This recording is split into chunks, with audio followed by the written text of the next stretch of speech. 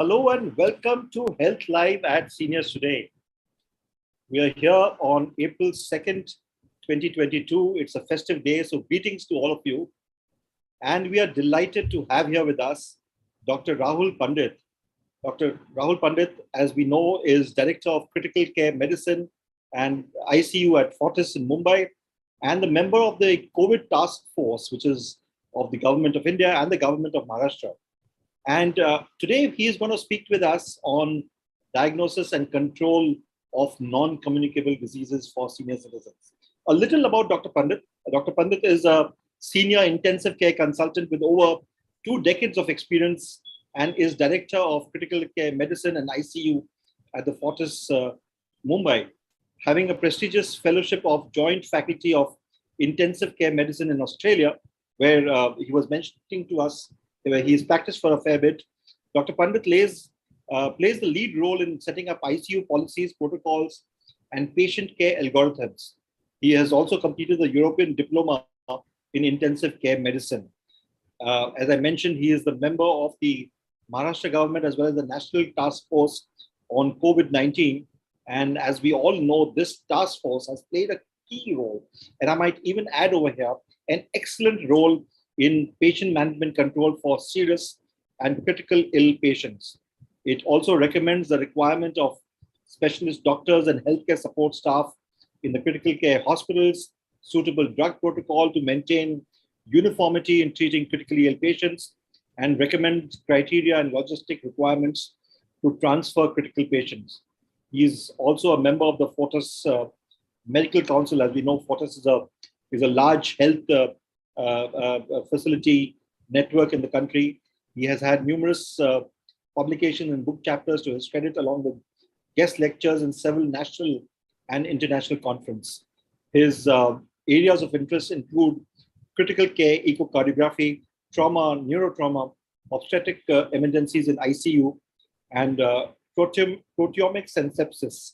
Welcome to Health Live at Seniors Today, Dr. Pandit.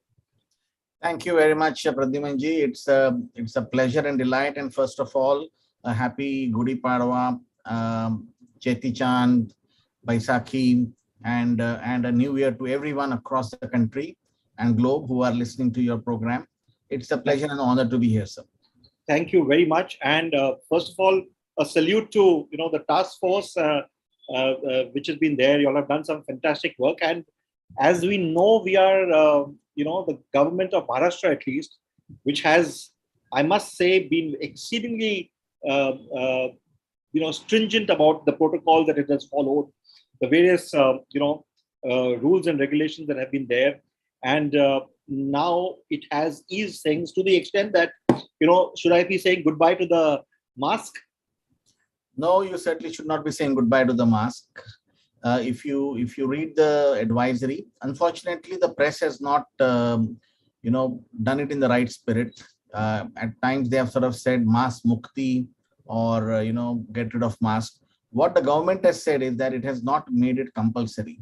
So it's voluntary on our part now to understand that if the Disaster Management Act has been removed by the Government of India, all of these mandatory things which were done under that act. If that act is not applicable in the country anymore, the government has now moved towards voluntary, precautions. For 2 years, we have been telling people, speaking with people, talking to them on webinars, with one-to-one conversations on television and stuff. Everybody now knows the importance of masking. I must again repeat to the benefit of the crowd who is listening here right now. We as ICU specialists have been wearing this mask and entering COVID positive areas in the COVID positive ICUs where the viral loads have been huge. And it has been the mask which has been the most protective equipment for all of us. So there is no doubt that mask actually helps you to protect yourself. So in our own interest, in our own health interest, I think we should continue wearing a mask until the COVID-19 disease burden goes down considerably across the globe, because that's when you could really say that the mask is not necessary now. So now it's actually on our shoulders, the responsibility is on our shoulders to wear it. So, let me ask you a very important question, which I'm sure a whole lot of people have it in their minds. Now, over a period of time, one was stepping out. Suddenly now you have in housing complexes and wherever people are saying, "Arey, why the hell are you wearing a mask?" And you also have domestic help coming home. You have people coming home, and they are being increasingly advised by various people that a mask is not important to wear. So from what you tell me, it is advisable that whenever you are outside, like it was in the past, keep wearing a mask. So I would sort of go a bit more scientific in there. So where is it definitely advisable? It is advisable in closed and confined spaces where there is crowd. So if you have domestic help coming in your house, it is all of us live in 2-bedroom, 3-bedroom houses. We don't have palatial houses for us. So it is advisable that all the members of the house and the maid also wears a mask at that time so that we protect each other. We just don't know who would be positive. So if you're going working in office space, which is got a closed confined space, it's advisable to wear a mask. If you're going to a closed confined space for a conference or wedding or so, it's advisable to wear a mask. It's very difficult. I know that the next question I get all the time is that what about when we have food? What about when we have social lunches and dinners? I know it's difficult if you're vaccinated, and if you can still avoid having those dinners and parties, it is better. But if you're not, if you have to go, then I would say that keep it to the exposure, keep the exposure to the minimum. The maximum exposure happens when you're eating and drinking outside with people. That's the time when you're likely to be infected the most. When you're out of the house in the open and you have free flowing air and the breeze and air circulation is there, probably it is the safest to remove the mask at that time. Even then, I would say you keep it on, but it's a wrong perception. People actually wear a mask when it's breezy and good outside, and as soon as they enter the closed space, they actually remove the mask. It's the opposite way. When it's breezy and airy, you probably have a very less chance of getting infected. But when you're in a closed confined space, you have a very high chance of getting infected. But the disease burden in Mumbai, at least, is thankfully very low. In the country, the metropolitan cities also, the disease burden is low. In the rural areas, there is almost no disease burden right now. So I think the next few weeks, at least, we are in a happy space, and we should continue to do that. Absolutely, thank Doctor. And so, can I request you to say a few words about the topic that we have, which is on non-communicable diseases. And those of you who have questions, and we've received quite a few questions. We've received also some requests from people that they're not able to come today because of the festival, etc. So if you could make your opening remarks, and those of you who have questions, please put them in the Q&A tab as always, and mention your gender and your age so that doctor could give you a considered reply. Over to you, doctor. Sure. So I chose actually to speak on non-communicable diseases and its control. The reason being, if you just reflect back on the last 2 years, the people who had the worst outcome, unfortunately, were the ones who had comorbidities. And the non-communicable diseases don't reflect anything else, but they reflect our comorbidities. So the common non-communicable diseases which we face day to day in our life and see patients as doctors are blood pressure, diabetes, heart disease, kidney disease, liver disease. These are the diseases which unfortunately form a quantum of our population right now, especially blood pressure and high blood pressure and diabetes.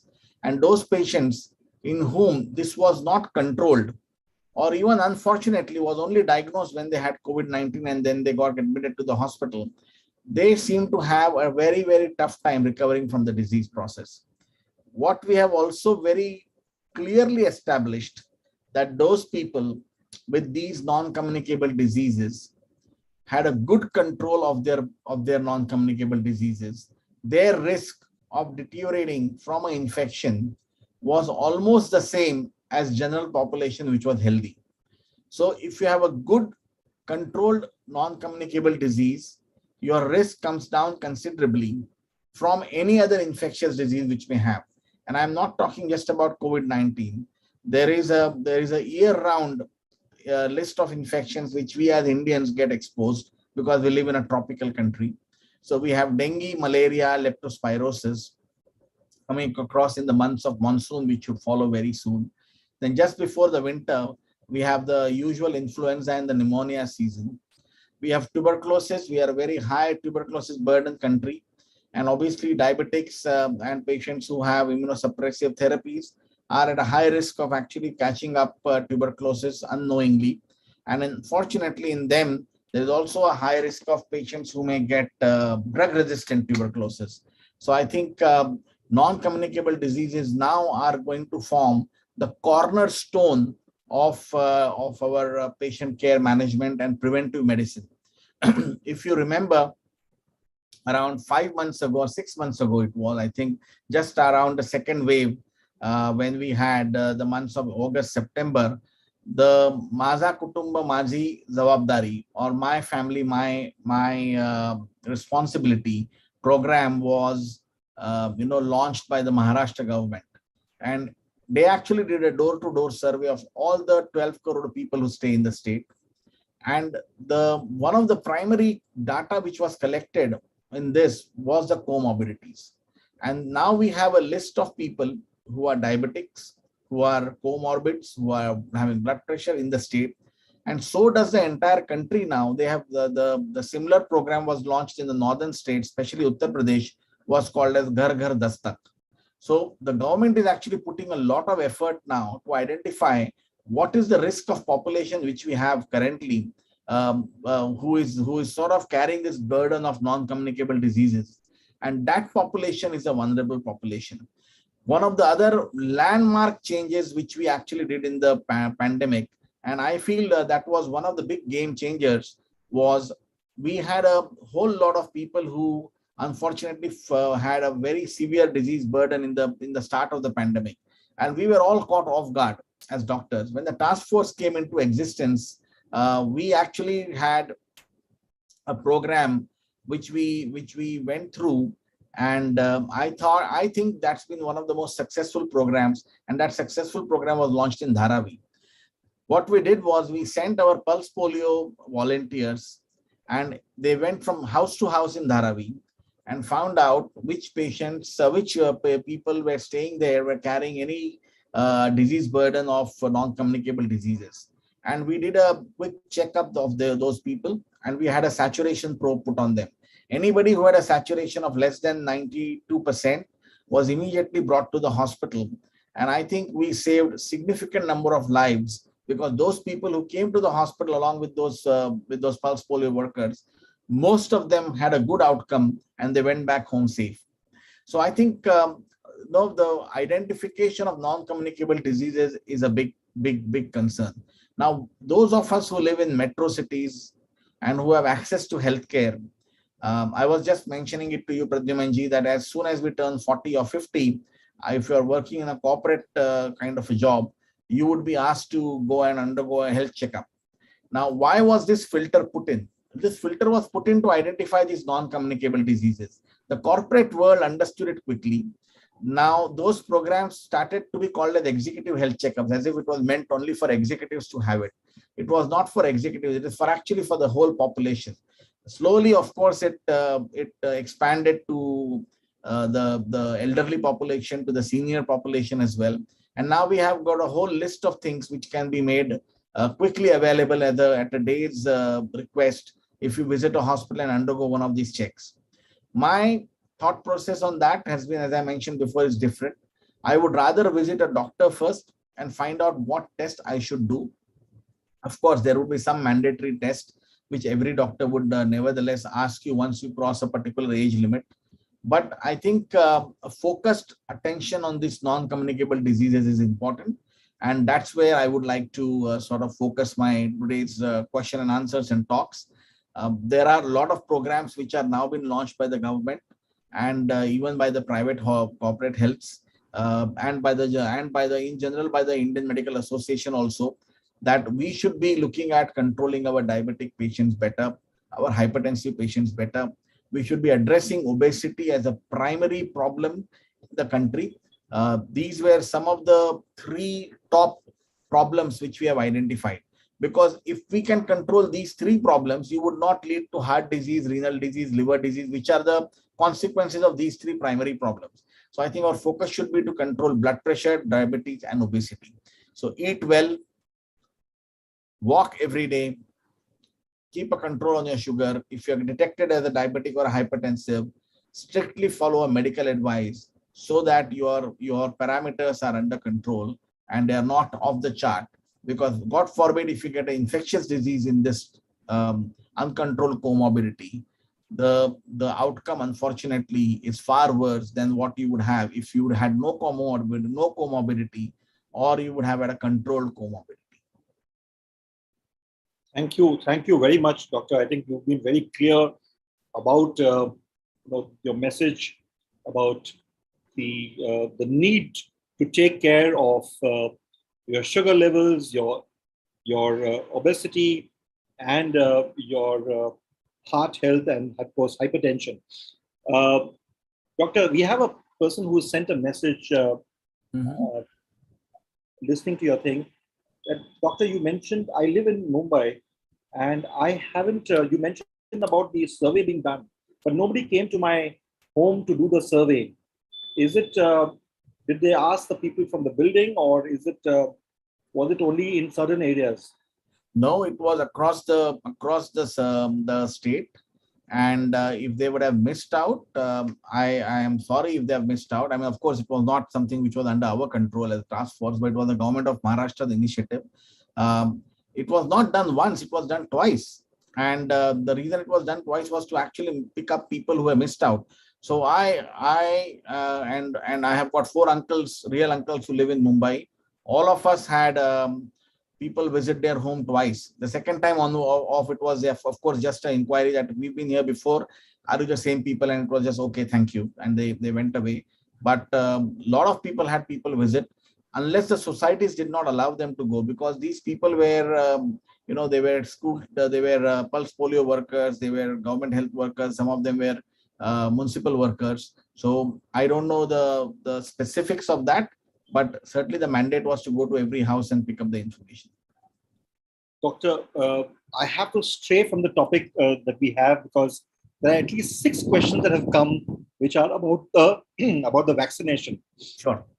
So there's one question from Dr. Sakhara Medikar, who says he's taken 2 Covishield doses in the past 9 months, but on 4th Jan he had COVID. So can he go for the booster? After 4th of April, he can go for the booster. It's 3 months recommendation. So he should take the additional dose if he's above 60 years of age, which is, I believe, he must be. So he can take his dose after 4th of April. Doctor, I'm going to cheat and ask you this question. Tell me, what about people who are not 60, who are above 50 or 45 and who are not 60? When is the booster going to come for them? It's going to come. If you read today's Times of India, the headline from the ICMR is that every adult in the country will need an additional dose or a booster dose. Obviously, the NTAGI, which is the National Task Force on Vaccine, is looking closely at that data. And we had a huge amount of disease burden again in the month of January, where a lot of people became positive. Some of them tested themselves, some of them chose not to test themselves. So I think we will probably see the booster for the additional dose rollout for rest of the population, the adult population, very soon. And tell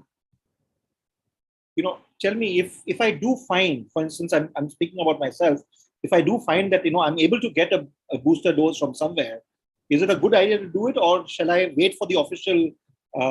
Wait for the official one, because very soon the additional dose or the booster dose will become mandatory for travel as well. And if you've taken if you've taken an additional dose without the COVID app, you will not have the certificate, unless you again then manage to get certificate from somewhere. But then that's not what I can talk in a public forum. And no, it's complicated. I appreciate that. And I don't think the COVID does even allow you to have a certificate out of the blue. So the COVID app is pretty watertight. You can't do anything with that. And that's how it should be. Oh, and absolutely. And I think it's important. I must tell you about my own case. A friend of mine did say that, you can come and take the thing. But I said, no, it should go to the right people first. And then, one should.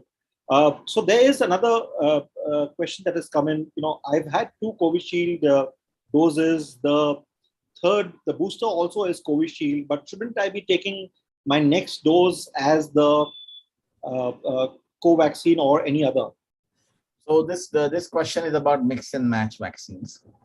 Now, the international data and the national data which is there is currently quite convincing for mRNA vaccine and Covishield, or what we call as Oxford vaccine outside. Okay, but we don't have a good convincing data right now for Covishield and Covaxin as a mix and match. The studies are going on, and as soon as the data comes in, based on the results of the study, the recommendations would be made whether we should do a mix and match. Mix and match makes a lot of sense, but only when we have scientific data to prove that you can mix and match this group of vaccine. Not just like that. And doctor, there is somebody who said my grandchild has just got a vaccine, and is the safety level for given the fact that there were some old vaccines also that were found, are the safety levels all right? I hope I have asked the right question that you want to say, but it's about the safety levels of the question of the vaccinations, given the fact that there was some news about expired vaccinations that were available. I think nobody would give an expired vaccine. The news where the vaccination expiry date was pushed ahead, it was done by the government. If it was done by the government, trust me, we have got to trust our own government. Nobody will actually give you expired doses. So I don't think we should think about these things. These things are pretty standard. Just like you would go to a medical store and look at the expiry date and take a vaccine or take a tablet or an injection. Exactly in the same way, the hospitals are mandated to look after the cold chain, the vaccination dates, the expiry dates, the production date, the batch number, and the batch number and everything reflects on your COVID certificate. So it's not something that can be taken up lightly. The government has got very stringent rules for that, and they take this very seriously. So rest assured, it's a safe vaccine for you. And one last question that is there on the vaccination is about the new forms of vaccination that have come in, and the oral vaccine that is there. Is that something that one must? Nasal vaccine. Nasal vaccine, right? Yeah. So the generation 2 vaccines will be out very soon. The vaccine companies are trying very hard to have better and better vaccines. The first generation of vaccines gave us protection from the disease, the severe disease, beg your pardon. We are ultimately wanting to produce a vaccine which will give us immunity from the disease itself. So just like we have polio and we could eradicate polio, we should be able to have vaccines which will keep on improving in their efficacy and will be able to bring down the disease burden. But remember, this is a RNA-based vaccine. That is an RNA-based virus. Influenza is an RNA virus, and for last 200 years that we know, influenza has been around, and we have a vaccine for influenza almost for last 50 odd years, which people keep on taking every winter. We've not been able to eradicate influenza out of our system. So I think COVID would also pose a similar sort of a challenge, but at least the disease burden would come down, the severity of disease would come down, and it would probably just remain like a common cold or cough, and hopefully not cause this kind of infectivity around. That is what we are wanting. So the nasal oral vaccine is the one step towards providing that kind of a immune system or an immune barrier in our mucosa, because where do we get this from? It comes to us from our nose or the mouth. So if our nasal or the oral mucosa is protected, you would have a significant amount of protection from the disease. But doctor, this nasal vaccine that will come, when it comes, when can that be administered? If you've already had a booster, then is it still necessary for you to I think it will be an additional dose again, which would be offered. So let the trials get over. Once the trials are over and it's available, it will be probably given as an additional dose, because it is a mucosal immunity which we are looking at, not cellular immunity which the other vaccines are offering you. Right. Yeah, I think that's an important thing which is there, that about. But are these going to be given as per just as the vaccine is there, you need to go to the COVID app and then do it? Is that something that is... No idea. We don't have any. So yeah, it will be through the COVID app. I can assure you that anything to do with COVID will be through COVID app. but we just don't know the process because they are not yet out for approval. So unless they are approved and the way they would like to be then distributed and administered is a two different processes. So first thing is to scientifically approve them that they are safe and they are okay to be given. Then when to administer them, how to administer them, what is the process, that's a different process altogether. Right. Doctor, there's a question that has come in that in the last phase of COVID, I bought several rapid antigen test packets. Should I now return them to the chemist, or should I still keep them? Is there an expiry level that Every kit would have an expiry level because they are artificially packed and stored. So if you have several of them lying around and if you can return them back, you please return them back, because it's unlikely that India as a country would run out of antigen test kits. There were some countries in the peak of COVID, for example, again Australia, I know there was a huge shortage. In fact, they had rationed it out to if one person can buy only one, because people were stocking it up. I don't think we will be having that kind of a problem. We have got a good production. We are Atmanirbhar Bharat. We have been able to produce quite a large number of these emergency kits and everything to deal with the pandemic. Ultimately, now is being produced in surplus, and we are actually exporting it out. Thank you. We have a question from Kashi Vishwanathan, who says, with the opening of international travel, isn't there a increase in the risk of COVID-19 infection being imported? What is the recommendation of the task force after the opening up of the international travel? Yes, our recommendation is very clear. Keep up with your normal protective practices. So keep on wearing a mask when you are outside your house, or you are in closed and confined spaces, or you have some visitors in the house who are from outside. Keep social distancing as much as possible. We understand we are in Mumbai, India. The population density is huge and social distancing may not be possible at all times. And as per the government guidelines, the Government of India guidelines and the ICMR guidelines, please adhere to the vaccination timelines. So whatever the government advises, please go ahead and take the vaccines as per the government guidelines. That's the best you can do. World is going to open up. You will have people coming out from abroad and perhaps bring in viruses, or we may go out and give virus to some other country. Vice versa is possible. We should live now with the virus. We should learn to live with the virus. There is no point in just saying that we will not be stepping out of our house. The normal business has to start. The normal business schooling has to start. Education has to start. The economy has to flow in. And that's the sentiment across the globe. We've now been clearly tutored very, very well by so many experts across the globe. What can be the preventive strategies? Again, I repeat, it's in our best interest to shoulder the responsibilities ourselves and not have anybody tell us that this is what we should do. So we need to be a bit more responsible and just act responsibly. Absolutely. And doctors like yourself, who have been on the front line of this entire two odd years of warfare, would be taking this, handling this issue on a day-to-day basis, and you have been doing it fairly well.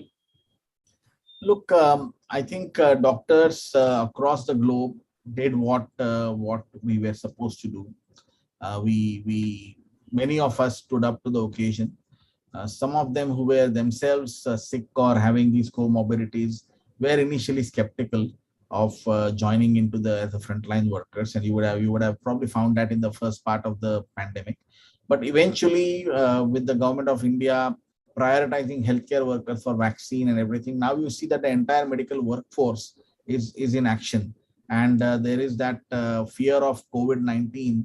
At least in the medical circles, is something which is now an acceptable fear. It's just like we were, when influenza came in, when HIV came in, people with HIV are being operated every day now. People with hepatitis B are operated every day now. So I think those are some of the risks which we understand. We take measured, we take measures to actually counteract or make ourselves safe, and we are prepared to go and work. So I think it's now for the common man to make sure that they take measures to protect themselves. Again, I'm repeating the same thing. Maybe I'm a bit repetitive, but that's where it boils down to currently. Right. Doctor, we have one more question. So says, can you ask Doctor one more question? What about the flu vaccine? Can we also take the flu vaccine now? I've taken a booster 2 months back. Can I take a flu vaccination now because just to fortify myself until the next booster, or should I just wait for the flu vaccine in the winter, as doctor has advised? So you can't go wrong with the flu vaccine. The best time to take the flu vaccine in India is in the month of September. You need to take it just before the onset of winter. So you need to take it around 2 to 3 weeks before the winter onset starts. So the winter onset starts around October or so, Diwali time, just around that time. So usually I request my patients to take it in the second week of September. There is a reason for that. The reason is that every year there is a new strain corrected vaccine which comes into the market in the month of August, September.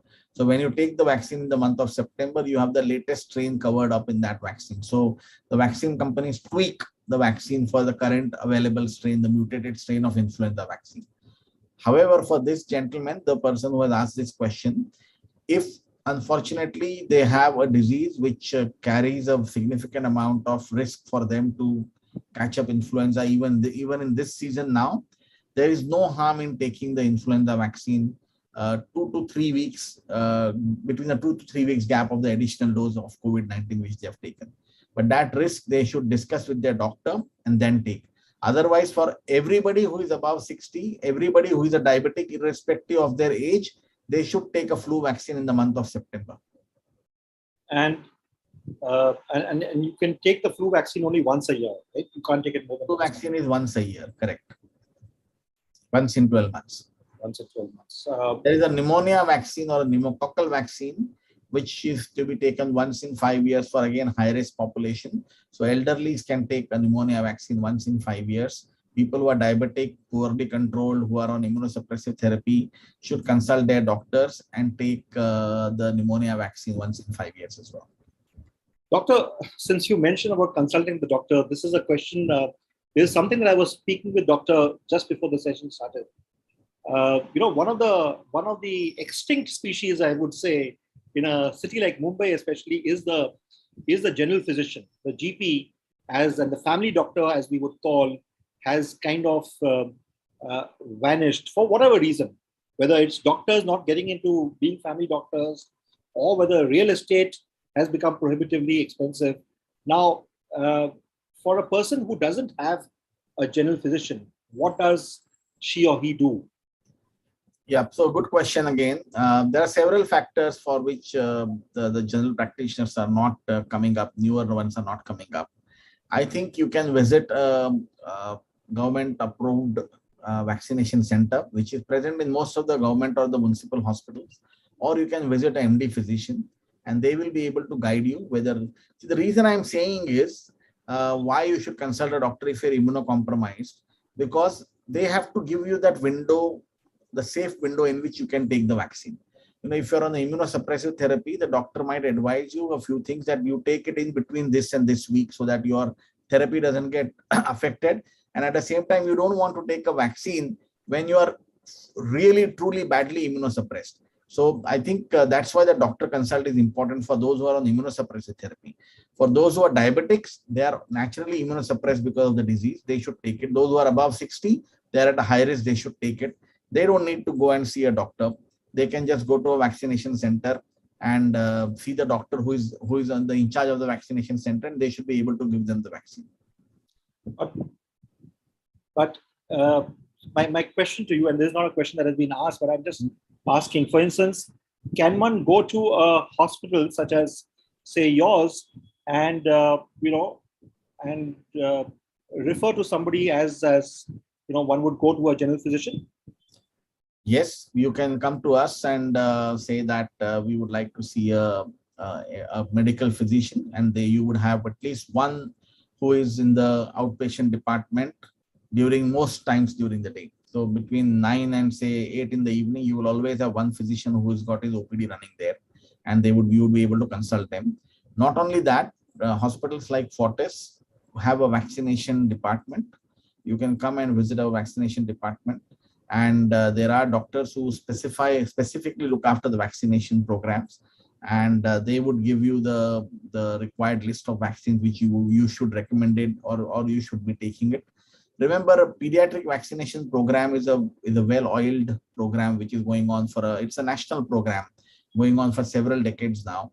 And adult vaccination programs are also quite extensive. We are just talking about vaccination in terms of COVID-19.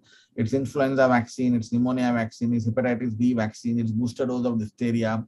There are so many vaccines which people take up when they go abroad to countries which require those vaccinations to be taken up. Of course, some of them like yellow fever have to be taken in a government approved center only. So vaccination programs are very well understood and taken seriously by many hospitals, and you could find them in government as well as public hospitals as well as private hospitals, where you would get the answer for your question. Thank you. Doctor, there's Vijendra Kumar who's asking what should be the gap between the booster and having suffered from COVID. You had mentioned 3 months? 3 months. 3 months. 3 months. We have a question from Katie Dadachi, and I think you've answered this again, but since she's a regular person here, still, how long should one wear a mask when one goes out? Look, I think nobody has the right answer for that. My scientific reply to that is what I gave before, that unless the disease burden across the globe goes down considerably, where you have case just like what India has right now, if all the countries in the globe had the numbers what we have currently, I would say the disease burden is low. But that's not the case. There are countries like US, UK, China, Hong Kong, where the disease burden is huge right now. So you need to keep on wearing a mask. Doctor, there are 2 questions on Ayurvedic systems. One is, both are from anonymous attendees. One is saying some Ayurvedic systems claim that BP can be cured. Similarly, they claim curing of high sugar levels. How far are these true? The second question that we have is, for the last 2 years, I've been having a lot of karas. I've been giving gaps between the 2 karas. Should I continue given the fact that the incidence level is low? Okay, so the first question, I have no idea. I have no idea how the Ayurvedic science works. I'm completely an allopathic doctor. If there are claims made by them and if there are publications to that effect in scientific journals, refer to them and have your best trust and gut feeling of whether you want to follow that or not. As far as kadas is concerned, I think we overdid everything. So I'm not referring to Ayurvedic science at all. We overdid the steam inhalations, we overdid the kada, we overdid whatever we thought was preventive, we overdid it. I think there is no role of kadas. We were never taking kadas before. Kadas don't have any preventive action which can be continued for years together. Everything in excess will have its own good and bad effects. So I think if the disease burden is low and if you feel that you can come off the kadas, it would probably be in the best interest. Apart from that, again, I have no idea of the contents of the kadas which are being used by people. I would, as an allopathic doctor, I would much rather believe on the vaccines and the strength of the vaccines, which are scientifically published and they are in public domain, which I can read and I can choose for myself voluntarily, because vaccination is voluntary, whether to take it or not. Similarly, kada, if there is data available, by all means, read that data in the public domain, whatever it is, and make your best judgment. Doctor, I'm sure in the last 2 years, especially, while you always face such inquiries, but over the last 2 years, I'm sure these kada-related inquiries and alternative medicine inquiries must have increased. What is your general advice? Is it what you just said, or is there? Yeah, I don't advise kadas because I'm not a specialist in kada, and I have no idea what it means. So this is what I advise you. The person has to make their own judgment. But I have seen kada and steam inhalation related complications. I've seen people come in with burns. I have seen people with oral mucosal burns. I have seen people come in with severe gastritis. I have seen people come in with severe kidney problems and liver problems because too much of kada was taken and it contained medicines and drugs which were harmful to the kidney. Heavy metals at times like lead, arsenic, gold, which were a form of that. So I've seen these complications, but those complications are not hundreds and thousands. I've seen one-off patients for each of them. So whether it was CADA related or something else or just a natural occurrence, it is difficult for me to sort of pinpoint on that. Doctor, I have two more questions that have come in. One is you mentioned about the second booster coming in. What about a person who is not 60 and who has comorbidities? Can the booster be given to that person? I think the booster will come out, the additional dose will come out for that population, that group of population right now who are not 60 but have comorbidities. Remember when the vaccination started, after the healthcare worker, there was a people above 60 or people with comorbidities, and you had to have a certificate from the doctor with a list of comorbidities which were allowed to be vaccinated. I think something similar will come. Doctor, I want to ask you, we spoke about CARAs and we spoke about a whole lot of these things that people take to basically, and you see a host of ads also that are there, which are immunity boosters, etc. What does Dr. Rahul Pandit and family do to build the immunity? Okay, so let me first say there is nothing called as immunity booster. You either have a low immunity or you have an adequate immunity. So to have an adequate immunity, I think you need to get your basics right, which unfortunately Dr. Rahul Pandit is not able to do all the time. And that is have 8 hours of sleep, good meals, nutritious meals, whatever you're vegetarian, not non-vegetarian, whatever you eat it in the right way, right quantity, and essentially have some exercise every day. These are the 3 things which will first of all make your health really, really improve in terms of your immune response. Make sure that you are having adequate sunlight exposure. If not, then please take vitamin D and please take calcium along with that. Vitamin C supplements and zinc supplements when you are ill can help you improve your immune response to a disease. But again, the quantity or the dose is normal, not humongous doses of vitamin C or ascorbic acids being given to people. And the most important thing here is to essentially have the preventive strategies which we talked about during the show continued. I mean, those are the ones which are going to help us. I don't take any other vitamin or anything on my day-to-day basis, and in the last 2 years I have seen more than 10,000 ICU patients physically, and I've had COVID once, right in the beginning of the pandemic. And how did you handle that? Oh, I was pretty sick. I was on oxygen for a couple of days. So it was right in the month of May 2020. And we were learning at that time, we were still learning how to have protection from all angles. So I don't think I caught it in the ICU. I must have caught it outside when the guard was low. And since then, we've become really, really very, very vigilant about it. For example, we have lunches and dinners in our own room in the hospital. I don't go to the cafeteria that often and have common coffee or tea. Or lunch for example. I carry home food now for last 2 years compulsorily. So in between, of course, it was sort of very difficult to get food from outside anyway. So it was home food. I make sure that I never remove my mask in front of anybody ever. And that has been the most protective thing. Thank you very much, Doctor, for your time here. I have a small request from your team at Fortis Hospital to make. Fortis Hospital Mumbai has introduced Mumbai's Bone and Joint Health Index 2022. The survey aims at capturing the impact of COVID-19 pandemic on Mumbaikars' bone health. And through the survey, the attempt is to understand the depth of the impact, and especially that is there for people who have skipped workouts, remain seated for hours together, etc. So there's a small survey of the link of which I have put on the chat window over here. So those of you who are around and who would like to take it, please take it. It's an attempt to survey the situation and perhaps advise the medical fraternity of what is the right path and what should be done. So thank you for that. As I mentioned, the Fortis Hospital survey index is there on the chat window for you to take. So please take it. And once again, Dr. Pandit, thank you for being here.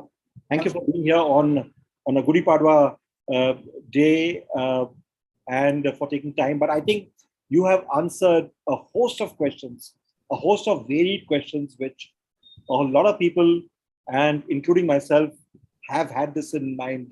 Because suddenly, now the world has opened up, and you are asking these questions, but what if, etc., etc. So thank you very much for taking time, and thank you for responding to our questions. We will be back once again next week, that is on the 9th of April, for our next session of Health Live at Seniors Today at 5 p.m. as always. Thank you very much, Dr. Pandit, and thank